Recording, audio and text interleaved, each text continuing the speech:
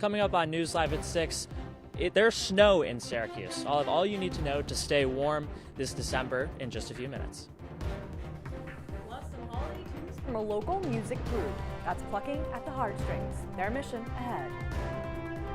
And the county has adopted new legislative lines, but how different are they? That and more. News Live at 6 starts right now. This is CitrusTV News Live at 6, your campus news leader. Syracuse is still under a winter storm warning. Welcome into News Live at 6. I'm Dillon Brendle. And I'm Cora Mayer-Costa. Now, Syracuse is supposed to get around 2 inches to 2 feet of snow. Now, that's a crazy number, Dillon. What? But our weather anchor, Spencer Congel, is right now live with the latest. Spencer? Cora, that's right. We did get quite a lot of snow earlier this week, and we are expecting quite a lot in the next couple days. Like you said, we are under a winter storm warning until 4 a.m. Friday. So there will be some snow. You're going to want to have your nice warm hot chocolate. I sure know that I'm going to need it out here. Stay out here much longer and my nose is going to be red and I'm going to look like Rudolph just in time for the Christmas season. Right now it's about 30 degrees, so definitely pretty chilly. It feels a lot colder, more like 16 degrees. And as you can see, there's quite a lot of snow behind me. I figure it's just a great time that I can sit down and play in the snow before I come back inside and have fun in the nice warm studio while I throw snow at our wonderful photographer, Brendle. So while you guys are in there in the nice warm weather, I'll have some more fun out in the snow, but I'll see you guys in just a few minutes. But before then, since there is all this new snow in Syracuse, our Holden Sherman talked to a few Syracuse and ESF students to see how they're feeling about this new snow and if it's impacting their pathway to Syracuse University. This reporter is not in proper news attire. He's in proper weather attire because it's been snowing for hours and days. But the first giant snowfall of the school year isn't bringing sadness to students. It's actually bringing some happiness. Honestly, quite good. I'm actually enjoying it. I love the snow, love the winter, love all the seasons. It doesn't really bother me at all. I feel pretty good. You know, I kind of miss the snow a little bit. You know, you don't get that much anymore, so you know, you don't get that much. I'm liking it. I'm liking it so far. While people can make snow angels and now have legitimate justification to make hot cocoa, outside of the fact that it tastes good, for students living off campus, they could have a harder time getting to ESF and Syracuse campus. But they are not letting the snowy weather impact them. So if you're walking in from either the ESF side or the dome side, you're walking uphill, and if that's not properly shoveled or salted, it can get kind of slick. But I park here and it's relatively flat, so it's not too bad. A lot of campus housing is in a flat area of Syracuse, so it's easy for students to walk to campus. I mean, I live on Ackerman, so it's pretty level and pretty, I don't know, it's pretty level and just overall just an easy walk. It's not really too bad to get to campus. Now, it took till December to get the first massive snowfall of the year, but as history shows us, there's a lot more coming the next few months in central and upstate New York. Reporting in Syracuse and is absolutely frigid, Holden Sherman, CitrusTV News. Thanks, Holden. Let's take a look at our traffic right now. Roads seem to be moving pretty well in this night sky over Syracuse. Not too bad at all. Traffic's flowing. We're having a good night.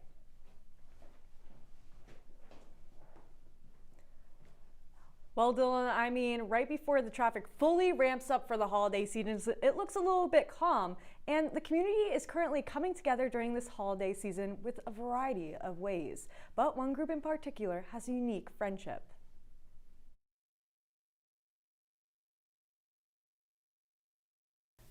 Take a look around the city of Syracuse in the winter. Nothing but gray skies. It's so much fun. That's it. But if you seek the traditions that surround sunshine, something that comes naturally to me and it's fun. Thanks, Dad. Been an inspiration. You're bound to find one that makes you feel like you're in Hawaii. It's got to be enthusiasm, yeah. In this room, there's a love for music. C for 2 measures. You know, sometimes people pick up a funny hobby I think that was my strange hobby. A joy for togetherness. Once you get bitten by the bug, you know, one of these turns into half a dozen of them. And an itch that comes in the form of a ukulele. This Hawaiian instrument has found a makeshift home at Salt City Ukulele. It's just a joyful experience to play ukulele with a group this size, and everybody's just so wonderful. Here, it's about strumming together, learning together, and creating beautiful music for all to enjoy, no matter the age. To record do the riffs and stuff, because I just like how it sounds. There's a place for everyone here, even me. Now flick it through. Pretend you're. There you go. Back up. There you go. Look at that. Yeah. Still very much a beginner though. Yeah, no, but you get it. People have found the light missing from their lives here. Finally playing the songs my dad used to play. And it means, now some of them I will eventually get to play, some of them I may never play, but it's fun. I inherited a bunch of guitars from my brother when he passed, and they were too big, they were too bulky. But I still wanted to play something. Everyone waits to get their weekly dose of sunshine from each other. My husband's like, where are you going? Ukulele practice. You forgot. I just love the social aspect of it, all the people here. In Hawaiian, ohana means family. Cards go out to people that are not doing so well or not feeling well. And this family makes sure no one gets left behind. Okay, 1 and 2 and 1, 1, 2, 3, 4. Reporting in Syracuse, Caitlin Campbell. Caitlin, thank you for that awesome story. New at 6, the university is requesting student and faculty feedback on a proposed classroom recording policy. The change would require instructors to notify students at the beginning of class if they plan to record. Students have the option to opt out of being recorded, and instructors are not allowed to share recordings with anyone but students enrolled in the course. Under the plan, students must also get permission from the instructor to film or share videos of class. Posting on social media is prohibited under the proposed rule.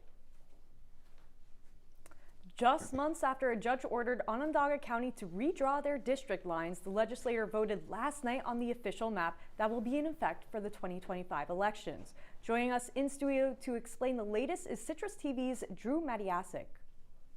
Thanks, Dillon and Cora. Yesterday, the Onondaga County Legislature approved new district lines that will be in effect until the next census comes out in 2030. But these lines look eerily similar to the old lines that Democrats had an issue with, and it passed along party lines. Now, Democrats said that they would not rule out another lawsuit, but also said that they were going to be mindful of taxpayer dollars while doing so, as the last one cost the county $324,000. While Democrats are privately raising money to hire their lawyers, the county is the one spending taxpayer dollars to defend themselves in the lawsuits. Republicans claim that the settlement from September only required them to make minor changes and are standing by their map, while Democrats are blaming the GOP for making it harder for citizens to find out who represents them. Just a few weeks ago at the public input meeting, I had the chance to ask the former campaign manager for Republican Nick Perro's state Senate race about how he thought the changes would go about, and this is what he had to say. Do you think this is going to be a bipartisan resolution, or do you think that Republicans are going to run away with it since they have an 11-6 majority? It appears as though we're heading towards a potentially bipartisan solution just because everybody wants to focus on the elections next year. Do you think that Republicans will maintain their majority going into the next elections with these new lines? I have no doubt that regardless of what lines end up being concluded, we are going to see a Republican majority in Onondaga County for years to come. County Executive Ryan McMahon has yet to sign these new lines into law, but is expected to do so soon. Dillon and Cora, back to you. Drew, thank you. Coming up on News Live at 6, President-elect Donald Trump considering switching his appointment for Secretary of Defense. The ally he may be choosing next. What? Families are challenging a ban on medical care for transgender youth. All that and more next.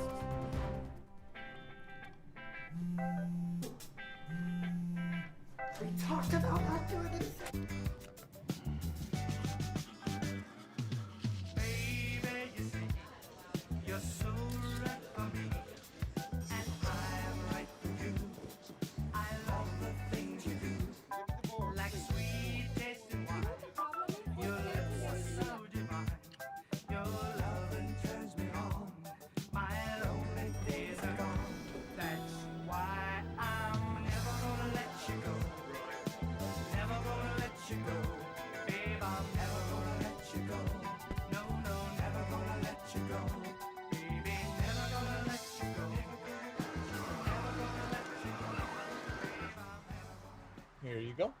Thank you. Thank you.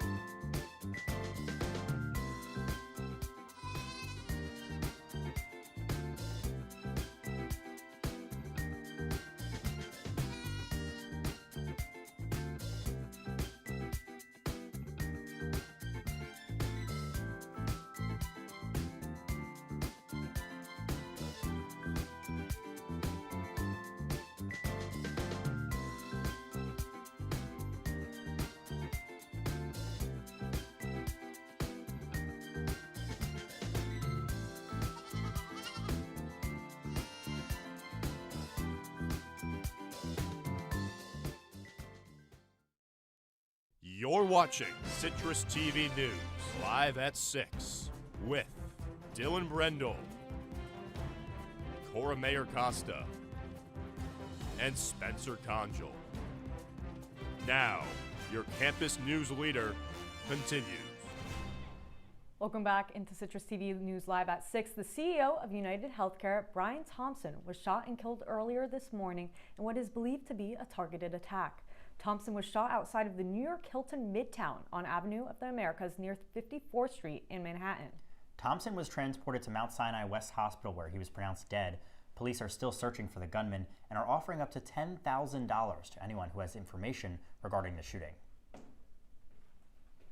To the latest on the Supreme Court's arguments on sending teen transgender hormone treatments back to the states. According to those inside, the court is leaning towards upholding the Tennessee state law banning the treatment for those under 18. All 3 liberal justices look to strike down the law, while the 6 conservative justices mention topics of girls' sports, mental health, and defining sex and gender rights as reasons for their opposition. 20 other states have similar laws to Tennessee. Following new allegations made against Pete Hegseth, President-elect Donald Trump is considering someone else for the Secretary of Defense position. NBC says Florida Governor Ron DeSantis is now in contention for the post. Hegseth, a veteran and Fox News anchor, is in jeopardy of not being confirmed, with as many as 6 Republican senators considering a vote against him. Trump already lost his Attorney General pick, Matt Gaetz, who dropped out after sexual misconduct allegations against him generated a media firestorm. And coming up on News Live at 6, I'll have all the details on this winter storm warning that we're seeing here in Syracuse and your full 5-day forecast. Stick around. It's a beautiful day out here. Sunny today with light breezes, giving way to clouds in the afternoon. We could see some light precipitation to moderate precipitation later on, followed by powerful storm-like conditions. 90 miles per hour winds are expected. Authorities are asking everyone, stay indoors. Come on, that's it. Let's go.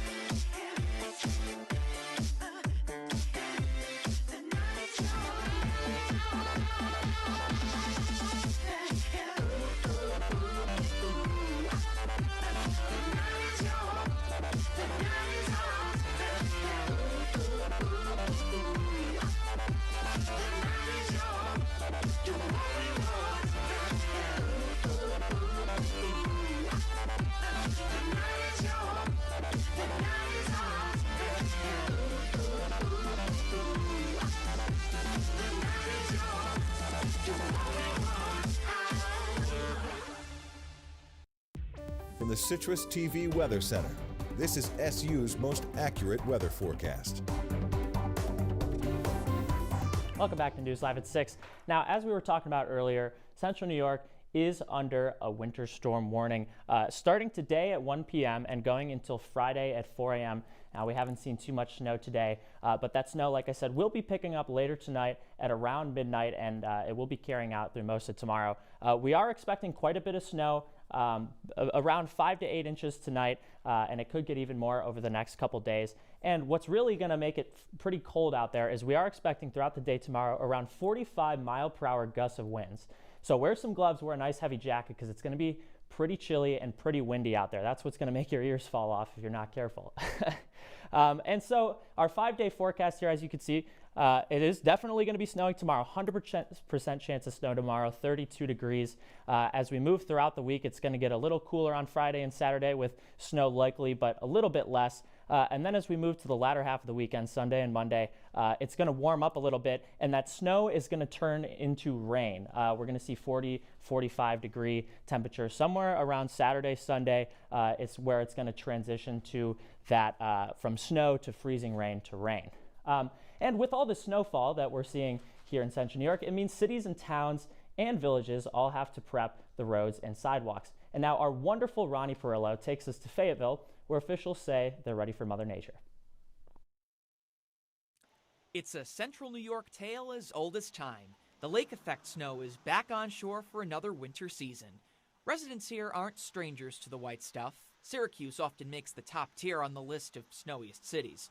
But no matter how much snow falls, local stores like Village Hardware in Fayetteville are ready for whatever Mother Nature throws at us. Last year we didn't get too much snow, so I would say it's definitely going quicker than last year, especially with shovels.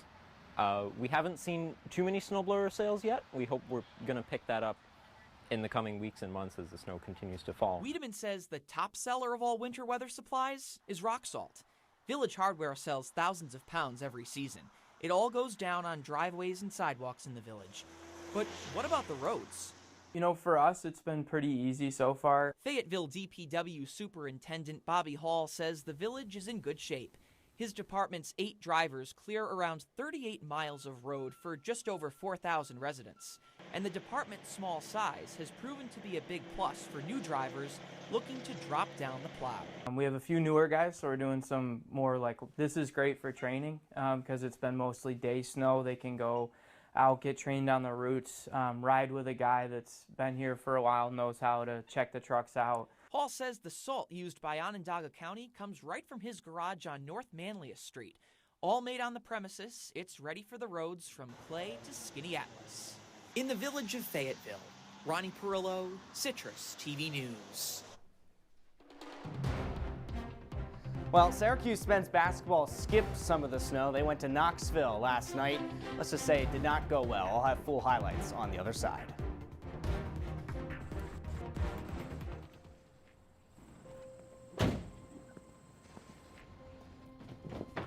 Dad, they took over my bedroom. Come on, come on. Okay, Dad. 1, 2, 3.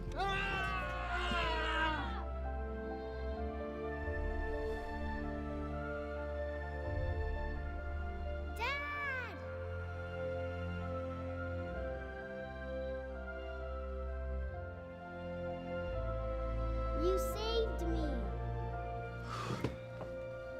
Dad? Are you okay? I'm fine, dear.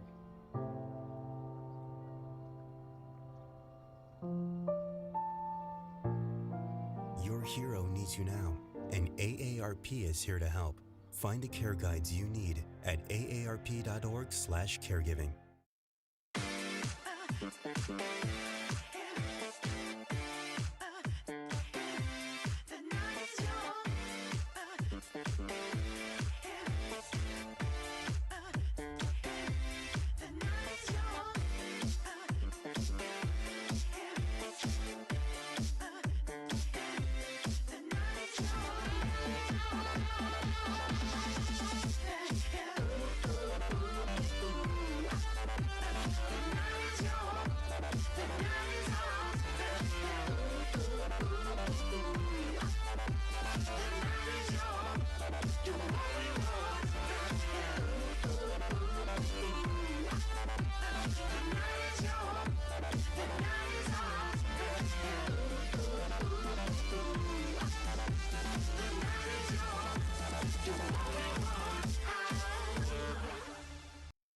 And now, your Citrus TV Sports Report.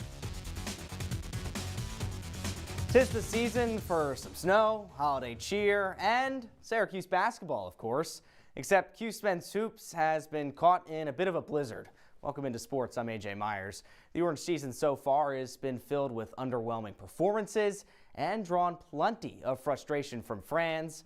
SU had an opportunity to shovel away some of those icy feelings last night against number 3 Tennessee. Of course, this game was all part of the ACC-SEC Challenge, and before the game even started, it was announced that star guard J.J. Starling, he's going to be out for a little bit because he's got a hand injury. Back in the starting lineup, though, was Eddie Lampkin, and he got involved early getting inside the paint, but the turnovers really killed Syracuse all day long. Right here, a lob up to Chaz Lanier. He throws it down. That would get Tennessee up by 3, but Elijah Moore, the freshman, had a brilliant day for Syracuse. In the first half, he shot 5 of 6. He had 12 points, and look right here, off the screen, gets open, puts up the 3, and drains it. Many fans want him to be a starter on the floor. A player they want away from the starting lineup is Jaquan Carlos, although to end the half, he hits a nice jumper. And look at that halftime score. Syracuse is down just by 10 points. They got a chance, but in the second half, it was all Volunteers. Another lob, another jam. That's Cade Phillips there. Tennessee in the first half hit just 3 3-pointers. The second half, they hit a bunch more. They finished the game with 10 threes. It's difficult to win any game when a team is knocking down that many points. How about one more? Tennessee would go on to win 96-70. Here's what head coach Adrian Autry had to say after the game. The second half, it was nothing to be proud of, nothing to be pleased of. It was disappointing. I'm disappointed. Our guys are disappointed. And, it's just, we can't continue to let one end of the floor impact the other end of the floor. I mentioned Elijah Moore, the one bright spot for Syracuse. In consecutive games, the freshman notched double-digit points, and in the young season, the guard is shooting over 50% from the field. A player who has yet to find his shooting form is Chris Bell. The junior hit just 2 threes last night and went scoreless from the line. Another big issue for the Orange was the offensive rebounds and second-chance points. Volunteers got 13 boards on the offensive end for 16 second-chance points. Syracuse remains on the road Saturday against Notre Dame.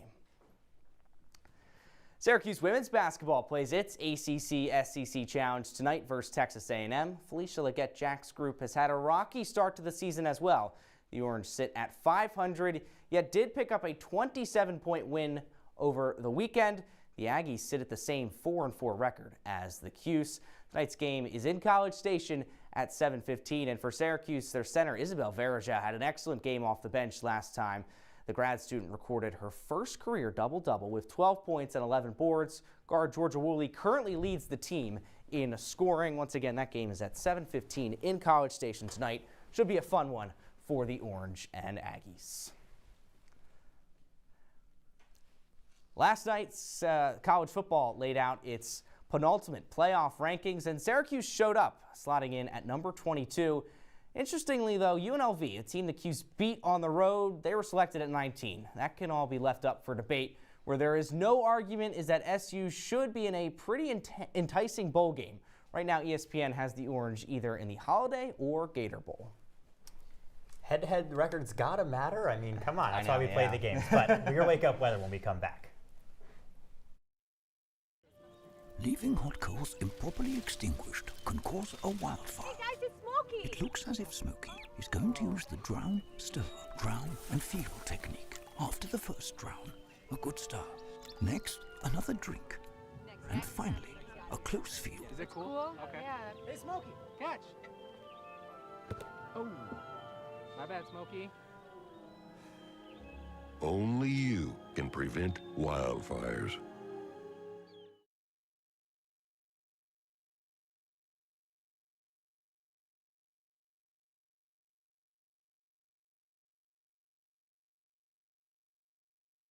Welcome to my house.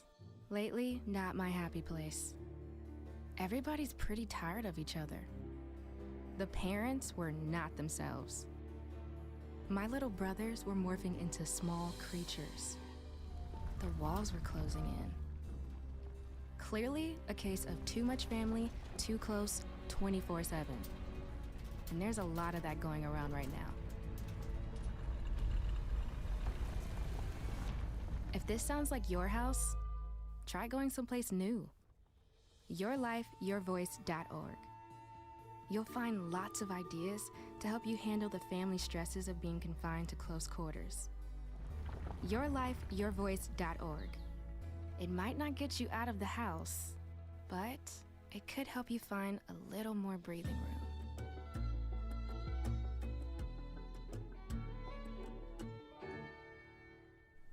Tomorrow when you wake up, things are going to be pretty chilly, around 28 degrees. We're going to be seeing some wind gusts pretty high, up to 40 degrees, and definitely some snow tomorrow. That's what I love to hear. Snow, come on. Yep, it's that time of year for snow, and it's also that time of year, whether you like it or not, everyone's sharing their music taste on their Instagram story. Spotify Wrapped released today. Apple Music Replay came out yesterday, so we wanted to look at what the WED News team has been listening to this year. So let's take a look at that. We've got my Spotify Wrapped up there. Drake, my top artist for the back-to-back years. Wow. Big Drake fan. My unrelated stat, top 3% sports podcast listener. How about that? All right. There you go. Okay, AJ, giving you a run for your money. Oh, this is mine, yes. All right, top one, Leve. It's jazzy. Bring back jazz. I like That's that. mine. Chill vibes. That's what I love to see, Very cool. Let's take a look at our news director, Luke Welch. He wanted to put in his here, big SZA guy. SZA guy, Luke Welch, every month. What's up with that? That's crazy. I've never seen anything like that. Well, today is our own Dillon Brendle's last show. It's been really amazing sitting at this desk, but you don't need to hear it from us. You know what we think about you. Let's take a listen about what other people think. Dillon Brendle, congratulations on a storied career at Citrus TV, from EPing to news directing. You truly embody the idea of leaving a place better than you found it, and that's what you have done. I want to first congratulate you on such an amazing run here at Citrus TV. Your impact has been felt by so many people, from your time as news director to then your time as EP and anchor. And I want you to realize the impact that you've had on this station. You were one of the most incredible news directors that Citrus TV has ever seen, and you will be remembered for years to come. You have made such a profound impact on every single person that you encountered at that station, and I just want you to know that that does not go unnoticed.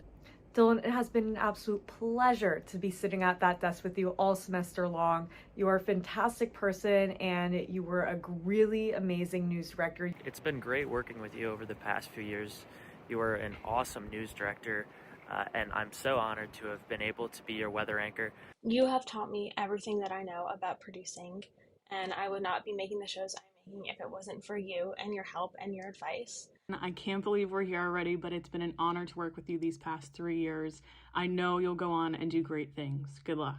I just wanted to give you your flowers for an incredible run here at Citrus TV and SU. Thanks for being the kindest person at this station. And I'm gonna miss you in your big water bottle. And thank you for truly being one of the best friends that I have ever had. I'm going to miss you like crazy, but I am so proud of you. You're going to kill it in Pennsylvania and everything you do, and I know we all can't wait to see. I love you, buddy. Aw, thanks, guys. It's really it's an emotional day. Everybody's been coming up to me like, how do you feel? How do you feel? It's your last week of shows, and it's just, I don't even know what to say. It's been a crazy ride. I can remember 4 years ago, my first time on air in masks, and it's just been an awesome experience. Citrus TV has done so much for me. Everyone here has done so much for me, teaching me so much. I'm really so grateful that I've had this opportunity to be part of this amazing organization. Thank you so much. You've done so much for us. Absolutely. Well, hey, that's Citrus TV News live at 6 for this Wednesday. Don't forget, you can follow us on X and Instagram at Citrus TV News. Now for the entire Citrus TV News team, I'm Cora Mayer-Costa. And I'm Dillon Brendle. Have a great night, Syracuse.